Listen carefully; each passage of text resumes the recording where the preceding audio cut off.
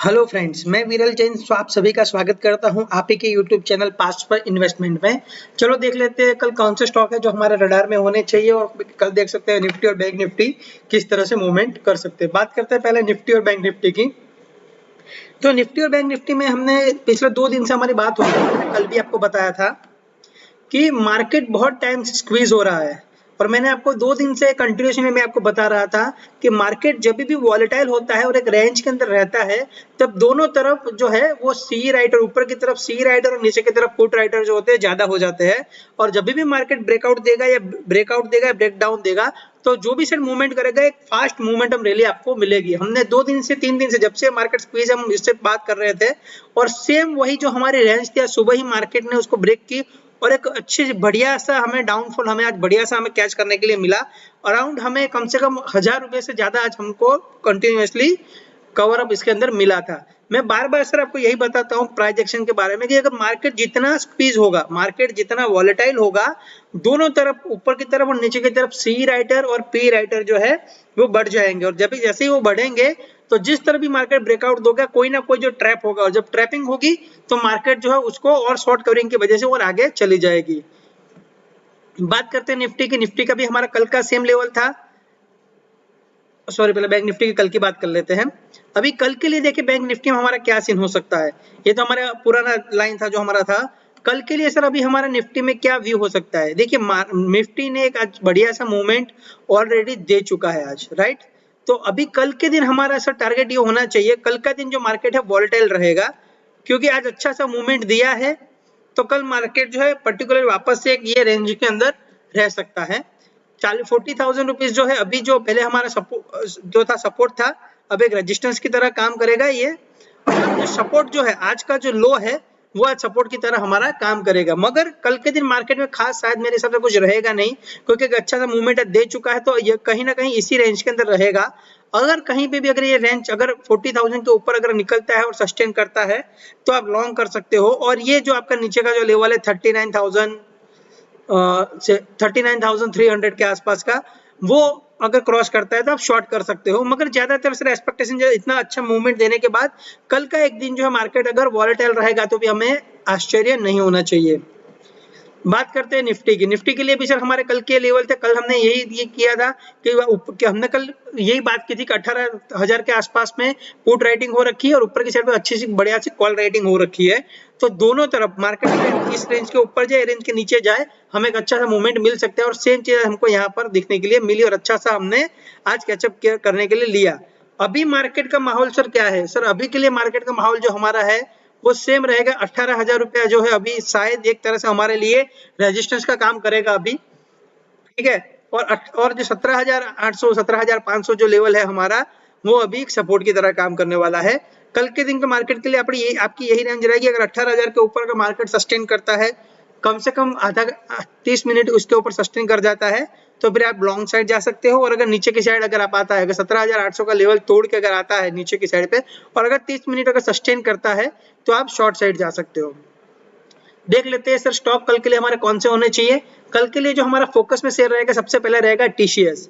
अगर आप इसका प्राइस एक्शन देखोगे रिजल्ट आने के बाद, अप ट्रेंड में था, रिजल्ट आने के बाद ये डाउन आया, डाउन आने के बाद फर्स्ट पुल बैक के बाद वापस नीचे आया और 2-3 दिन यहाँ पे रेंज बना रहा है। जब भी जो कोई स्टॉक अगर कंटिन्यूअसली किसी फ्री फॉल से आ रहा है 1-2 दिन अगर यहाँ पे रिलीफ लेता है, 1-2 दिन अगर ये पोज बनाता है तो मैक्सिमम चांस होता है कि अगर यहाँ से वो वापस ऊपर की तरफ वापस जनरेट शुरू कर सकता है। मगर अगर उसने ये रेंज तोड़ दी, जैसे अभी इसका लास्ट जो अगर आप देखोगे ये जो लास्ट रेंज था इसका, ये यहाँ पे ये इसने आपको फॉल कर दिया है, इसको इसके नीचे क्लोजिंग दे चुका है। पहले नीचे आया फिर फर्स्ट पुल बैक वापस नीचे आया, थोड़ा दिन पोज किया और आज यहाँ पे वापस स्विंग के नीचे क्लोजिंग देने में रह चुका है। अभी नेक्स्ट सपोर्ट अगर आप देखोगे तो ये नीचे वाली जो लाइन है वो आपकी नेक्स्ट सपोर्ट लाइन है, नीचे वाली लाइन। और अगर आप रेंज को छोटी करके देखोगे तो समवेयर अराउंड पहले ये एक रेजिस्टेंस हुआ करता था। देखिए ये 1 2 3 ये रेजिस्टेंस हुआ करता था और यहीं से ब्रेकडाउन देके ये जो टीसीएस जो है वो ऊपर गया था।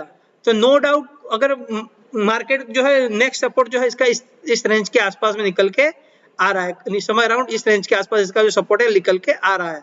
तो आपके पास अभी एक अच्छा सा रेंज है 3421 के आसपास इसने क्लोज किया है।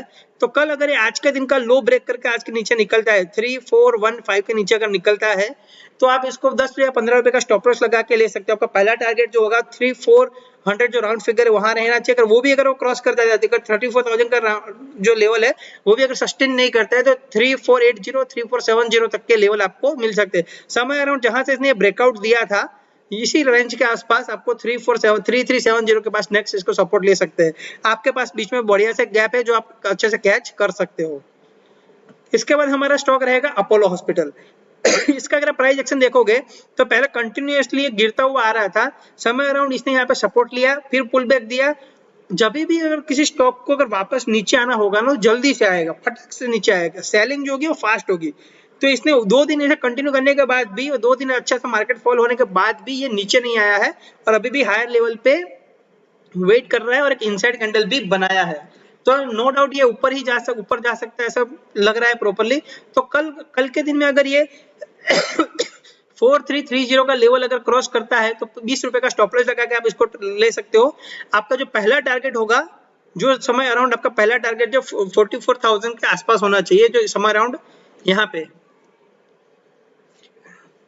4,400 आपका फर्स्ट टारगेट होना चाहिए और सेकंड टारगेट जो आपका 4,450 ये आपका जो है टारगेट होना चाहिए। ये वाला टारगेट पहला होना चाहिए, ये वाला आपका दूसरा टारगेट होना चाहिए।